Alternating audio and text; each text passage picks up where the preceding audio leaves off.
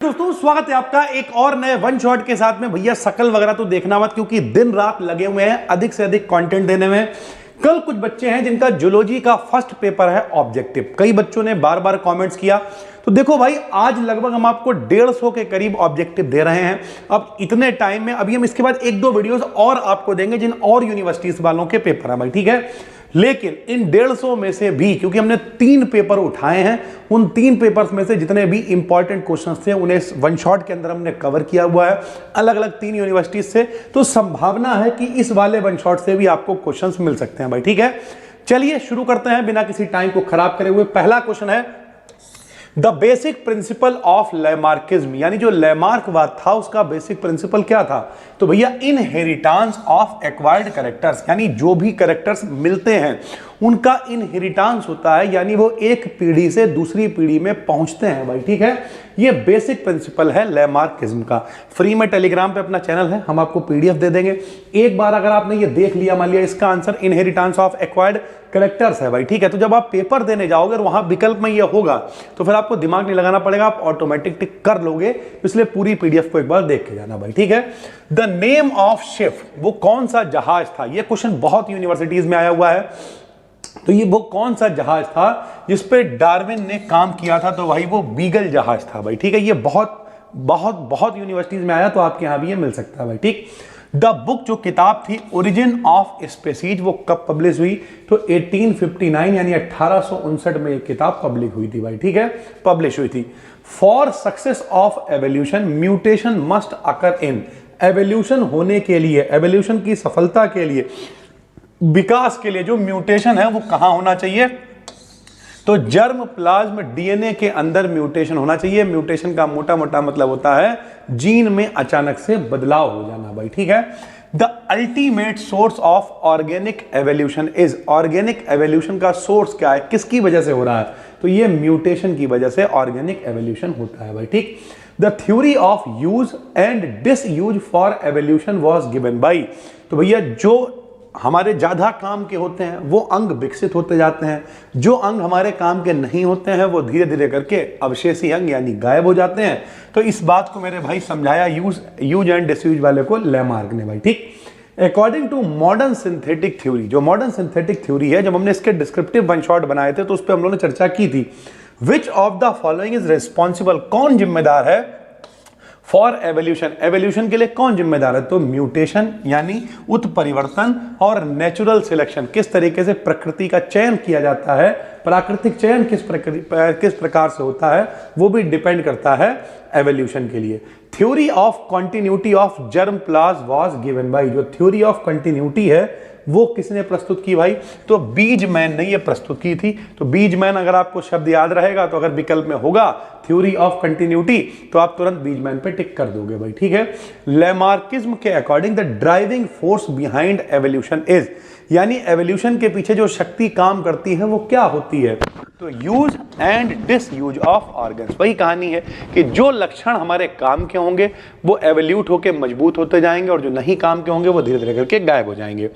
Darwin outlined his theory, Darwin ने जो अपनी थ्योरी प्रस्तुत की वो किस किताब, उनकी कौन सी किताब है। तो on the origin of species इनकी पुस्तक है, on the origin of species. Which of the following statements is correct about artificial selection. तो जो आर्टिफिशियल यानी कृत्रिम रूप से चयन किया जाता है, हमने आपको बताया भी था कि कोई पेड़ है, ठीक, कोई जानवर है, तो इसमें क्या होता है, it is a human directed process है। ये मनुष्य अपने हिसाब से, मतलब जंगली कोई जानवर है उसे पालना शुरू कर दिया, ठीक, प्रोडक्टिविटी को बढ़ा दिया।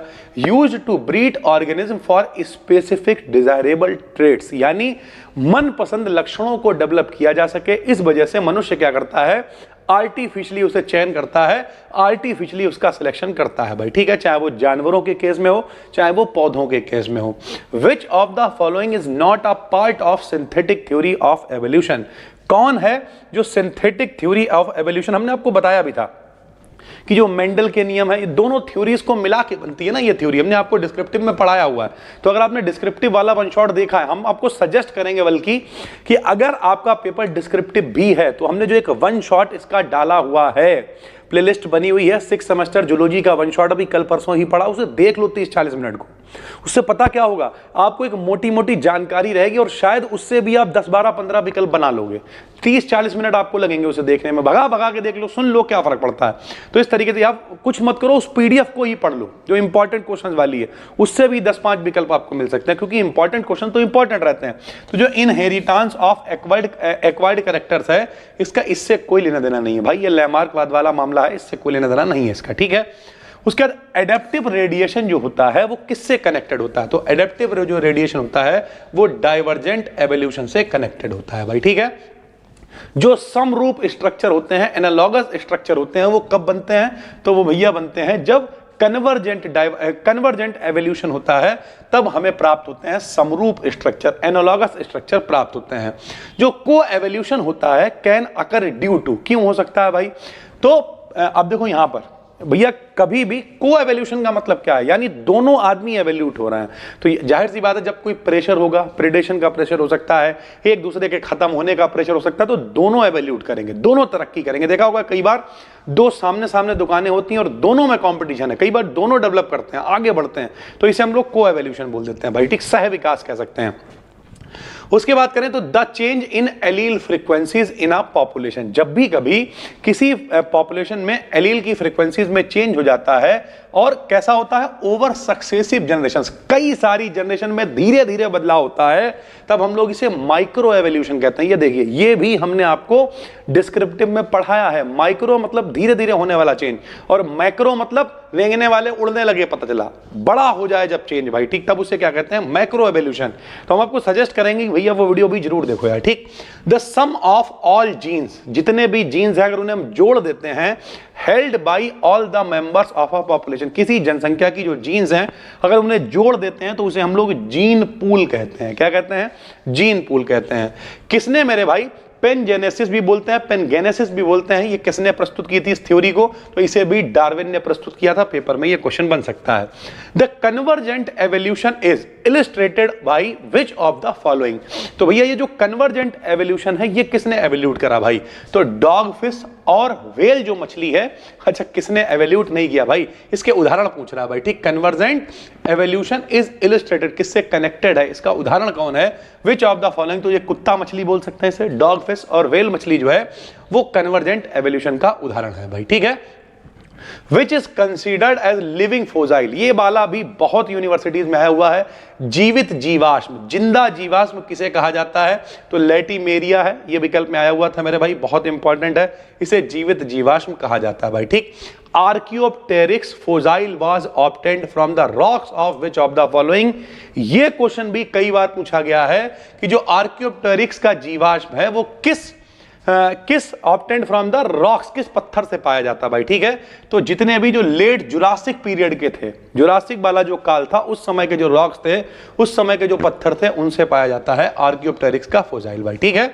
उसके बाद बात करें तो रीअपीयरेंस, रीअपीयरेंस मतलब दोबारा से उत्पन्न हो जाना, ऑफ एंसेस्ट्रल कैरेक्टर्स, यानी पूर्वजों के लक्षण दोबारा से आ जाना किसी जानवर में, तो भैया उसे क्या कहते हैं, तो उसे एटाबिज्म बोलते हैं। क्या बोलते हैं, एटाबिज्म बोलते हैं।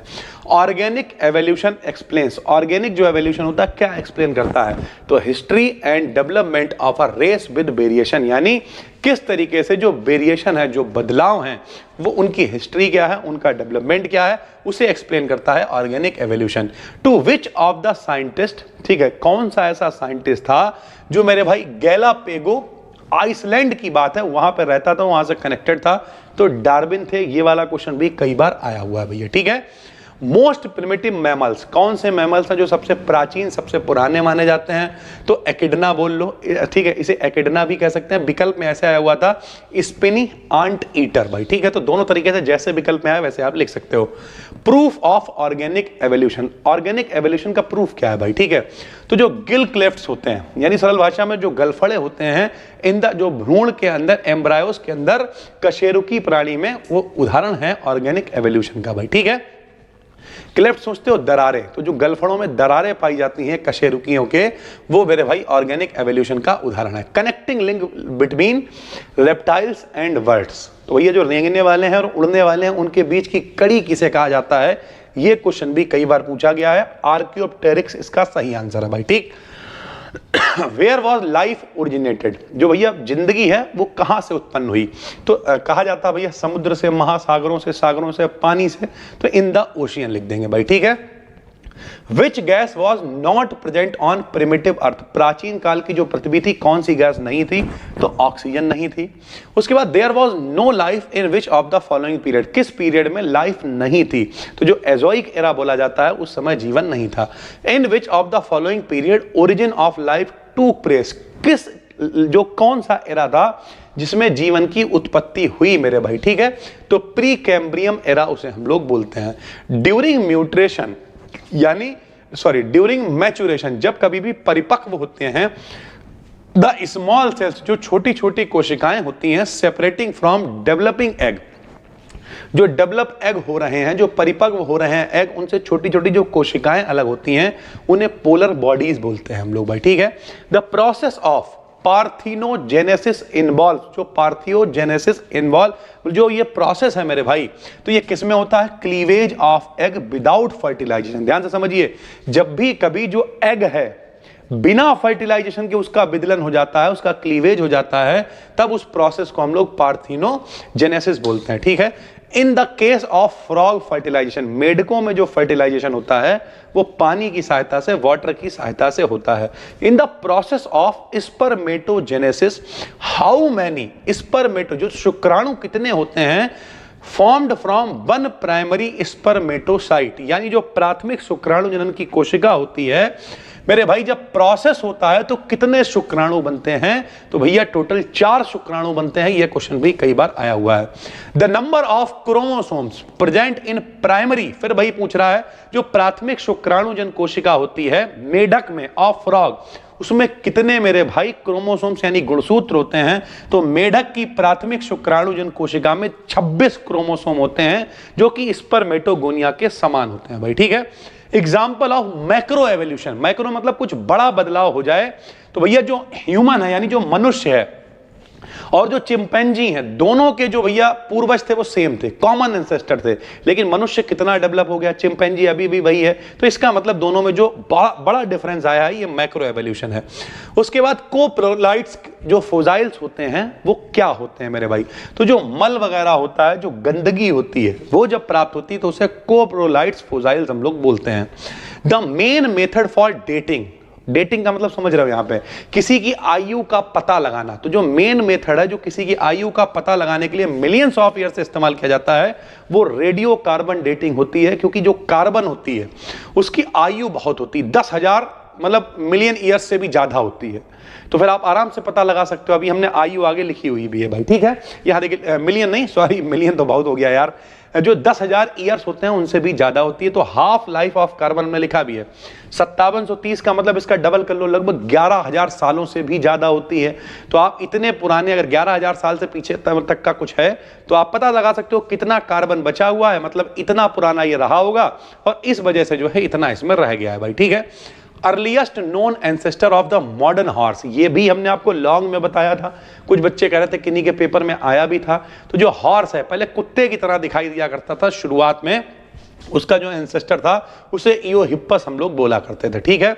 Generally believed to be the birth place, जो घोड़े हैं का जन्म कहाँ हुआ भाई, तो नॉर्थ अमेरिका इनका बर्थ प्लेस माना जाता है भाई, ठीक है। Which of these changes did not occur in the evolution of the modern horse, जो मॉडर्न हॉर्स है उसमें कौन सी चीजें जो है वो नहीं बदली हैं भाई, तो वाइडनिंग ऑफ जो कृंतक वाले दांत हैं उनकी जो चौड़ाई है वो चेंज नहीं हुई है। Haploid number of chromosomes are found in, तो जो गेमेट्स होते हैं चाहे वो स्पर्म हो चाहे वो एग हो, ठीक, उसमें क्या होगा, हैप्लॉइड का मतलब आगुणित, फिर जब दोनों मिलेंगे तो क्रोमोसोम बनेंगे, सारी चीजें रहेंगी, लेकिन ओवरऑल जो गेमेट्स होते हैं उनमें हैप्लॉइड नंबर ऑफ गुणसूत्र पाए जाते हैं। In which animal parthenogenesis is occurs, तो किसमें मेरे भाई बिना फर्टिलाइजेशन एग, अभी हमने आपको बताया था, तो विदलन हो जाता है, तो जो हनी बी होती है उसमें ये पार्थेनोजेनेसिस की प्रक्रिया होती है भाई, ठीक। Retention of larval characters, in an animal even after sexual maturity is called. Sexual maturity होने के बाद भी अगर लार्वल कैरेक्टर दिखाई दे रहे हैं तो उसे हम लोग नियोटेनी बोलते हैं भाई, ठीक है। इन टेलो, अब यहां पे देखिए मेरे भाई, ये वाला भी हमने आपको जो डिस्क्रिप्टिव वाली वीडियो बनाई थी उसमें बताया हुआ था कि इन टेलोल एसिथल वाले एग आपको कराए हुए थे मेरे भाई।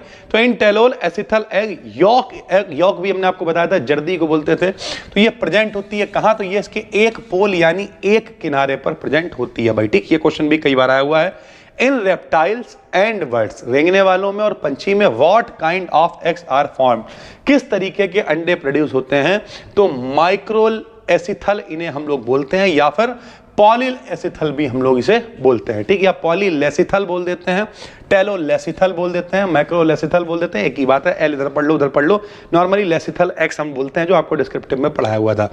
Type of cleavage in egg in determined by, जो भैया विदलन होता है अंडों में, उसे कैसे देखते हैं, तो amount and distribution of York, यानी जो जर्दी है, जो उसके अंदर फूड की क्वांटिटी है, और सरल भाषा में कहें तो उसके आधार पर विदलन होता है एक्स का भाई, ठीक है। लाइटिक एंजाइम जो होता है रिलीज्ड बाय स्पर्म में, भैया वो कौन सा होता है, तो वो होता है हाइलुरोनिडेज। कौन सा होता है, hyaluronidase. How many secondary spermatocytes, जो मात्र कोशिका से शुक्राणु के होते हैं, विल फॉर्म 400 शुक्राणु बनाने के लिए, मात्र कोशिका शुक्राणु से अगर 400 शुक्राणु बनाने हैं तो हमें 200 शुक्राणु चाहिए होंगे भाई, ठीक है। उसके बाद आर्केंटेरॉन जो है कहां पाया जाता है, तो गैस्ट्रोला में पाया जाता है। इन फ्यूचर ब्लास्टोपोर फॉर्म्स, भैया जो फ्यूचर में ब्लास्टोफॉर्म्स है वो क्या बनता है, तो वो एनस का रूप यानी गुदा का रूप ले लेता है। According to the biological species concept, ये जो कॉन्सेप्ट है, species is a group of organism that, यानी एक स्पेसीज ग्रुप है जो क्या कर सकती है, interbreed to produce fertile offspring, यानी जो अच्छी क्वालिटी वाली संतान उत्पन्न कर सकती है, ठीक है, एवोल्यूशन में आगे बढ़ सकती है। वही क्या है, बायोलॉजिकल स्पेसीज कॉन्सेप्ट के हिसाब से स्पेसीज है, जाति है जो अपने समाज को बढ़ा सकती है, अच्छी संतान उत्पन्न कर सकती है। Which of the following part are mesodermal, ठीक है भाई, जो मध्य चर्म वाली परत होती है उसके द्वारा उद्भव किसका होता है, तो भैया हार्ट हो गया, जो ब्लड से रिलेटेड वस्कुलर सिस्टम हो गया पूरा, ये सब होता है मध्य चर्म यानी मीजोडर्मल से ओरिजिनेट होता है। जो टैडपोल होता है वो फिश से मतलब मिलते जुलते लक्षण कब दिखते हैं, क्योंकि भाई दोनों के दोनों क्या करते हैं, श्वसन करते हैं गिल्स के द्वारा भाई, ठीक। एक इक्वेशन है हार्डी बीनवर्ग की equation, P square Q square 2pq, इसमें पी स्क्वायर क्या होता है, तो पी स्क्वायर होता है represent the frequency of the homozygous, यानी जो एक जैसे डोमिनेंट जीनोटाइप है, जो प्रबल है, जो डोमिनेट कर रहे हैं भाई, ठीक है, जो एक जैसे ग्रुप वाले, उसमें पी स्क्वायर इस इक्वेशन को दिखाती है। जो हार्डी बेनवर्ग इक्विलिब्रियम जो इक्वेशन होती है उसमें कितने फैक्टर से इन्फ्लुएंस होती है, तो 5 फैक्टर की बात करते हैं। कौन सा एलिमेंट है जो जीवन की उत्पत्ति के लिए इंपॉर्टेंट है, तो कार्बन है, ठीक है। जीवन की उत्पत्ति जो है जब हुई तो the first sample organic compounds were formed, कौन सा पहला कंपाउंड बना था, तो एमिनो एसिड, और एमिनो एसिड से मिलकर प्रोटीन बनता है, तो प्रोटीन पहला ऑर्गेनिक कंपाउंड बना था। कितने साल पुरानी हो गई जीवन की उत्पत्ति, तो 3.5 से 4 बिलियन ईयर्स एगो हो गई। स्टैनले मिलर ने सबसे पहले अपने एक्सपेरिमेंट में क्या बनाया, एमिनो एसिड बनाया। To prove origin of life, जीवन की उत्पत्ति को सिद्ध करने के लिए स्टैनले मिलर और यूरे ने जो एक्सपेरिमेंट किया उसमें इन्होंने H2O, CH4, अमोनिया और H2 गैसेस का इस्तेमाल किया। O2 was absent in the early earth, जब शुरुआत की बात करें तो उस समय ऑक्सीजन गैस नहीं थी। Atmosphere during the origin of life, जब जीवन की शुरुआत हुई भाई, ठीक है। ऑर्गेनिक कंपाउंड्स और the basis of life proved भाई, यानी जो ऑर्गेनिक कंपाउंड्स हैं वही जीवन का आधार हैं। तो स्टैनले मिलर और यूरे ने जो प्रयोग किया उससे सिद्ध किया। डार्विन की थ्योरी किन्हें नहीं बता पाई, तो जो वेरिएशंस थे, जो परिवर्तन थे, उन्हें ये एक्सप्लेन नहीं कर पाई। लैमार्क का कौन सा एग्जाम्पल फेमस है, तो सांप और जिराफ का एग्जाम्पल इनका बहुत फेमस है। ह्यूगो डी ब्रीज ने जो म्यूटेशन थ्योरी प्रस्तुत करी तो अपने प्रयोग उन्होंने किस पे किए, तो इवनिंग प्रिमरोज नामक पौधे पे किए थे। Middle piece provided energy to the sperm, तो भैया स्पर्म को एनर्जी कौन प्रोवाइड करता है, तो मिडिल पीस जो होता है वो स्पर्म को एनर्जी प्रोवाइड करता है। एजाकुलेशन के बाद ठीक है। जो स्पर्म होते हैं उनकी स्पीड कितनी होती है, तो 20 सेंटीमीटर प्रति आवर होती है। प्लेसेंटा क्या करता है, एस्ट्रोजन और जो प्रोजेस्टेरॉन हार्मोन होते हैं उन्हें प्रोड्यूस करने का महिलाओं में काम करता है। स्टार फिश में रीजनरेशन, पुनर्जनन, दोबारा से, ये भी हमने पढ़ाया था आपको डिस्क्रिप्टिव वाली वीडियो में। स्पर्म का सर्वाइवल का टाइम लगभग 5 दिन 72 घंटे के करीब होता है मेरे भाई, ठीक है। मोटा मोटा बात करें तो 3 दिन, 3 से 5 दिन, कई बार तो ऐसा भी होता है आधे घंटे में भी स्पर्म मर जाते हैं। वो जो महिला है उसकी बॉडी पे भी डिपेंड करता है भाई, ठीक है।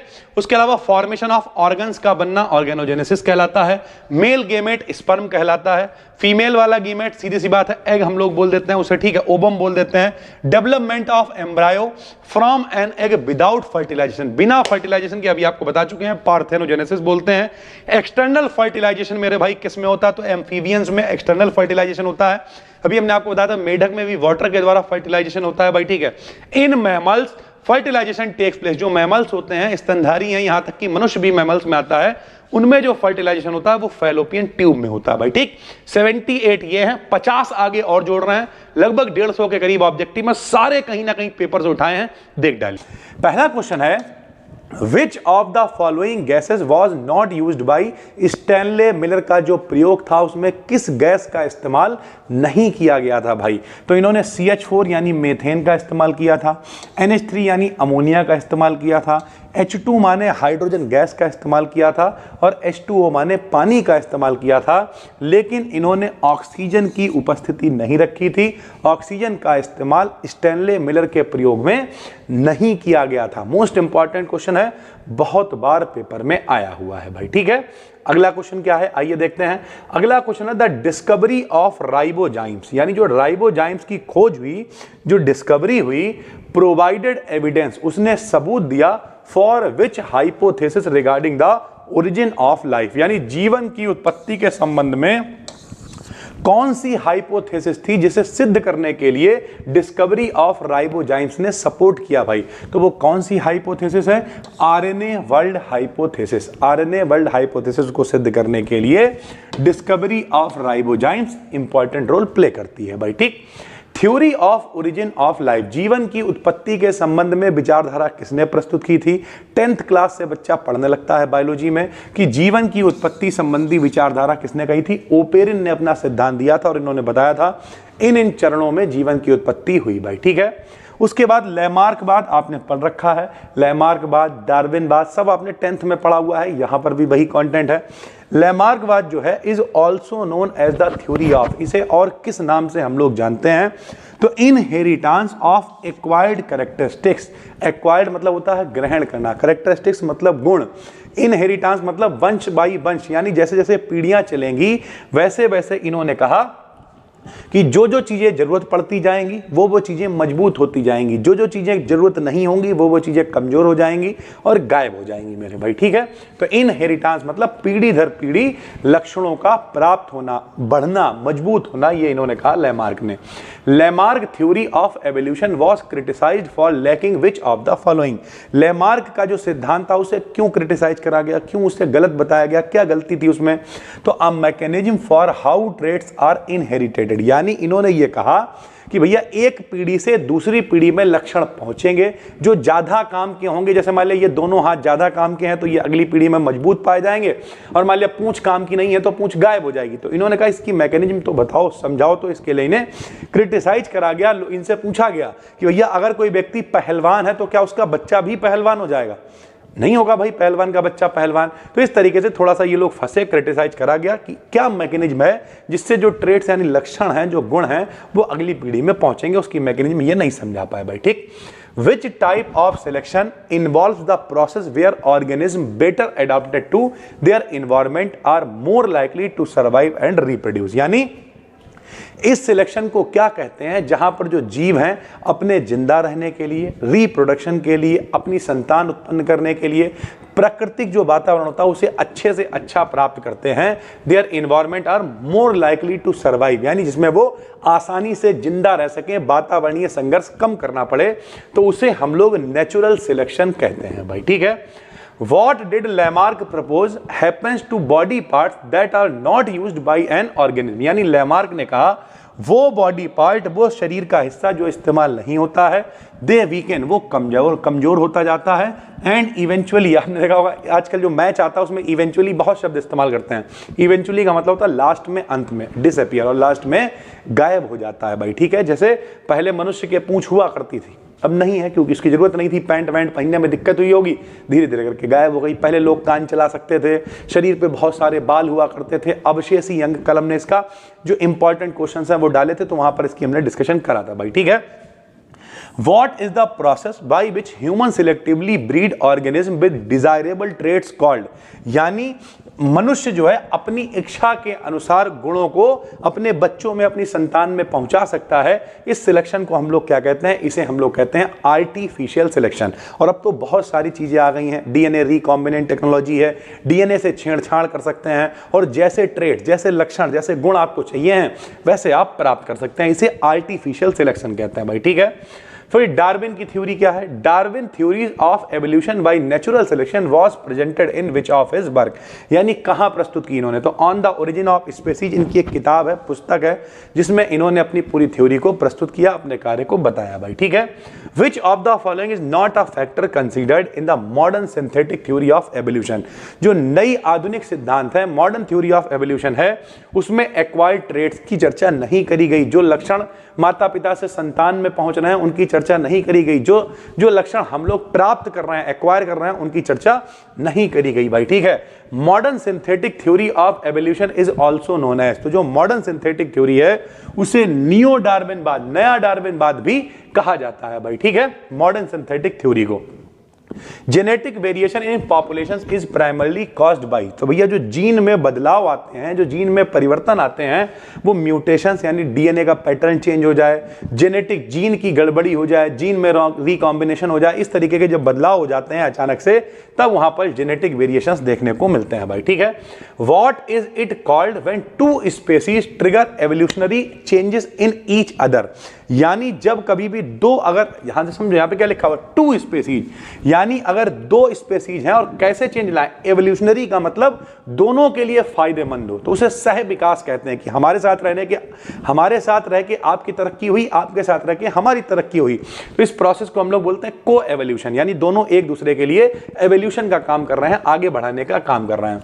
Which of the following best describes micro evolution? Micro evolution को कौन अच्छे से समझा पाया?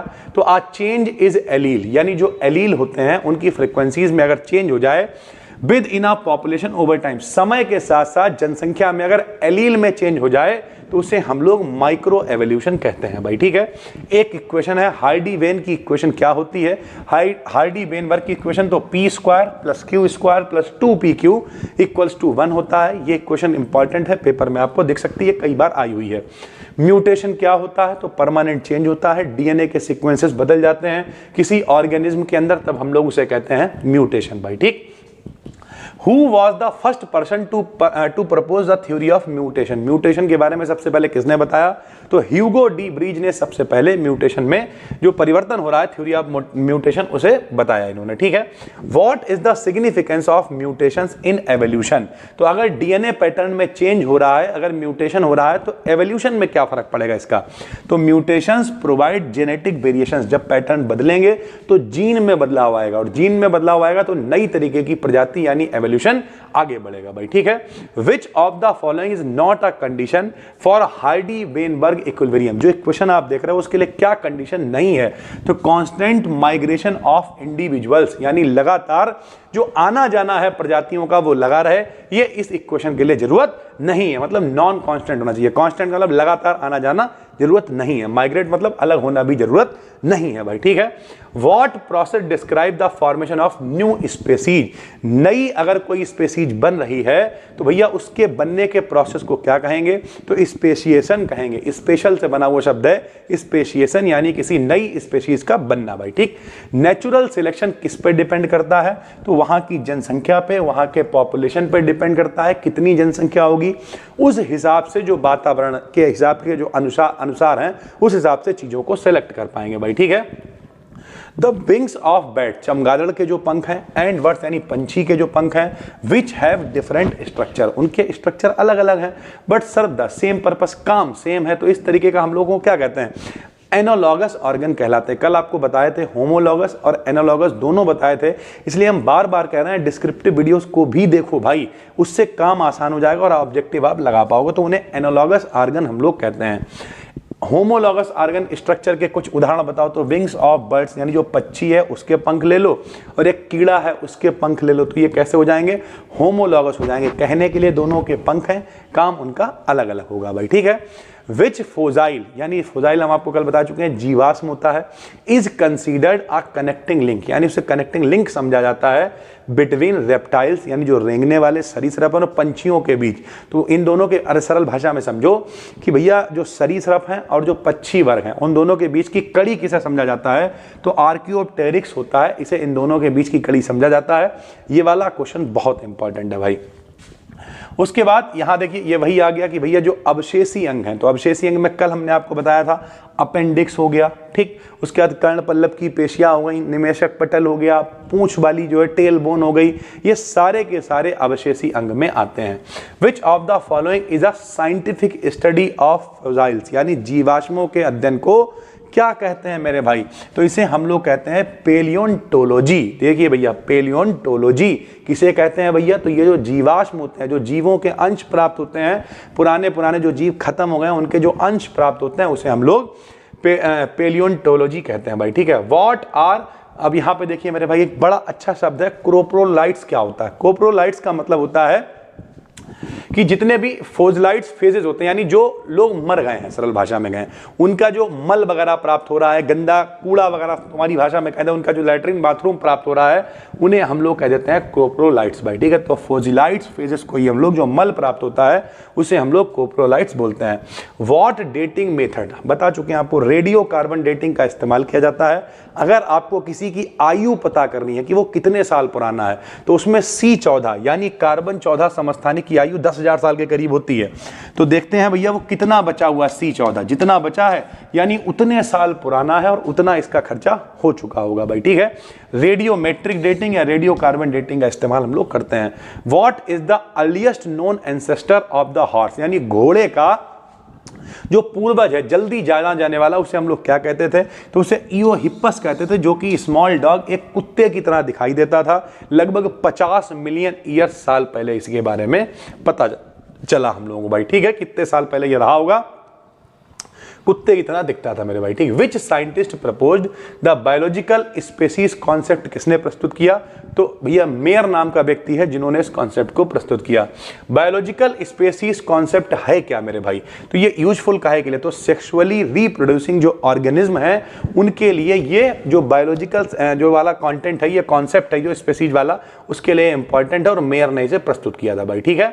The event that caused the end of the dinosaur, dinosaur का अंत हो गया लगभग 66 मिलियन ईयर साल पहले, उस इवेंट को क्या कहा गया, तो इस इवेंट को हम लोगों ने कह दिया भाई पेलियोजीन एक्सटिंक्शन, यानी अचानक से बदलाव आया, वातावरण में बदलाव आया। देखो कौन सी जातियां खत्म होती हैं, वो जातियां, देखो संघर्ष का खेल है सारा, आज भी लंबी दौड़ है, दौड़ में लोग भाग रहे हैं, जो नहीं जिंदा रह पाएगा वो मरेगा। क्या मतलब समझाते हैं आपको, जैसे एक अंतर जातीय संघर्ष है, मनुष्य और मनुष्य आपस में लड़ा जा रहा है, फिर आप गली में जा रहे हो, मनुष्य और कुत्ते के बीच में भी संघर्ष हो रहा है, कभी सांड आपके पीछे दौड़ रहा है, तो ये भी एक संघर्ष हो गया, फिर वातावरणीय संघर्ष भी हो गया। इनमें से किसी में अगर बदलाव आएगा और हम लोग उससे नहीं लड़ पाएंगे तो हम लोग खत्म हो जाएंगे मेरे भाई, ठीक है। The period known as the age of amphibians का जो पीरियड है वो किसे कहा जाता है, तो कार्बोनिफेरस पीरियड कहा जाता है, जो एम्फीबियंस की एज वाला पीरियड था मेरे भाई, ठीक है। एज ऑफ एम्फीबियंस किसे बोला जाता है, कार्बोनिफेरस पीरियड को। द रिप्रोडक्टिव आइसोलेटिंग फैक्टर क्या होता है, occurring when a sperm and an egg are in, अब जब भैया जब कभी भी एक एग और एक स्पर्म अलग अलग तरीके के होते हैं, अविकसित सरल भाषा में कहते होते हैं, तो उसे हम लोग गेमेटिक आइसोलेशन बोलते हैं। यानी दोनों अलग अलग तरीके के हैं, आइसोलेट हैं, तो उसे हम लोग गेमेटिक आइसोलेशन बोल देते हैं। Which of the following can be used for studying human evolution.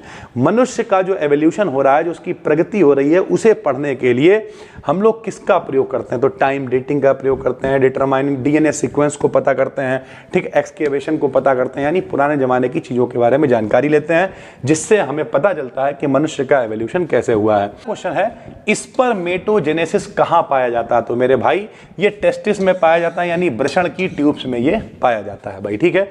Which cells are responsible for producing testosterone hormone. जो मनुष्य में टेस्टोस्टेरोन प्रोड्यूस होता है वो किन की वजह से होता है? तो भैया वो लीडिंग कोशिकाओं की वजह से टेस्टोस्टेरोन हार्मोन का निर्माण होता है। Where does fertilization typically occur in humans. Humans में फर्टिलाइजेशन कहां होता है? तो जो फैलोपियन नलिकाएं होती हैं, फैलोपियन ट्यूब्स होती हैं, उनमें फर्टिलाइजेशन होता है। वंस द स्पर्म पेनिट्रेट, जो स्पर्म होता है जब वो एग में पेनिट्रेट करता है तो भ्रूण का निर्माण होता है, बच्चा बनना शुरू होता है, जिसे हम लोग जाइगोट कहते हैं भाई, ठीक है। How many sets of chromosomes are present in a zygote. तो जाइगोट के अंदर गुणसूत्र के कितने सेट होते हैं? तो 2 सेट होते हैं भाई, ठीक है। Where does oogenesis primarily occur in females. तो भैया जो एग्स रिलीज होने की प्रक्रिया होती है वो कहाँ होती है? तो वो ओवरीज होती है, जहां से ओवम भैया निकलता है, ठीक है। The process by which a mature egg is released from the ovary is called. उसे ओवल्यूशन प्रोसेस बोलते हैं, जहां से एक मैच्योर एग रिलीज होता है जो कि फर्टिलाइज होकर बच्चे का निर्माण करता है। The ectoderm gives rise to which structure. जो एक्टोडर्म है वो किसे बनाती है? तो स्किन को बनाने में, नर्वस सिस्टम को बनाने में, सेंस ऑर्गन जो फीलिंग करने वाले ऑर्गन, उन सबको बनाने में एक्टोडर्म का इंपॉर्टेंट रोल होता है। एक प्रोटीन उसके बाद आपको दे दी जाएगी, BMP4 प्रोटीन है, जो कहां से बिलोंग करता है? तो आपको लिखना है ट्रांसफॉर्मिंग ग्रोथ फैक्टर बीटा, यानी जो ग्रोथ फैक्टर होता है ट्रांसफॉर्मिंग वाला, बीटा वाला, उससे BMP4 जो प्रोटीन है वो बिलोंग करती है। एम्ब्रायोनिक स्टेम कोशिकाएं जो होती हैं वो कहां से मिलती हैं? तो inner cell mass of blastocyst की इनर सेल से हमें ये प्राप्त होती हैं भाई, ठीक है। Which structure of the blastocyst. Blastocyst का कौन सा स्ट्रक्चर है जो अंत में प्लेसेंटा को बनाता है, गर्भाशय को बनाता है, जो बच्चे को खाना वगैरह सब प्रोवाइड करता है? तो कौन सा स्ट्रक्चर होता है? तो ब्लास्टोसिस्ट का ट्रोफोब्लास्ट स्ट्रक्चर ये कहलाता है, ठीक है। कौन सा हार्मोन होता है जो एग के एवोल्यूशन के लिए ट्रिगर करता है? तो ये LH हार्मोन होता है। मोस्ट इंपॉर्टेंट ये भी क्वेश्चन है। What is the larval stage of butterfly. जो बटरफ्लाई है उसमें जो लार्वा वाली स्टेज होती है उसे हम लोग कैटरपिलर बोलते हैं। क्या बोलते हैं? Caterpillar. Which of the following acts as an organizer in hydra. Hydra में ऑर्गेनाइजर का काम कौन करता है? तो हाइपोस्टोम ऑर्गेनाइजर का काम करता है। और लास्ट में what type of regeneration is observed in hydra. तो हाइड्रा में किस तरीके की रीजनरेशन हमें मिलती है? तो मॉर्फोलेक्सिस नाम की रीजनरेशन पाई जाती है हाइड्रा के अंदर भाई, ठीक है।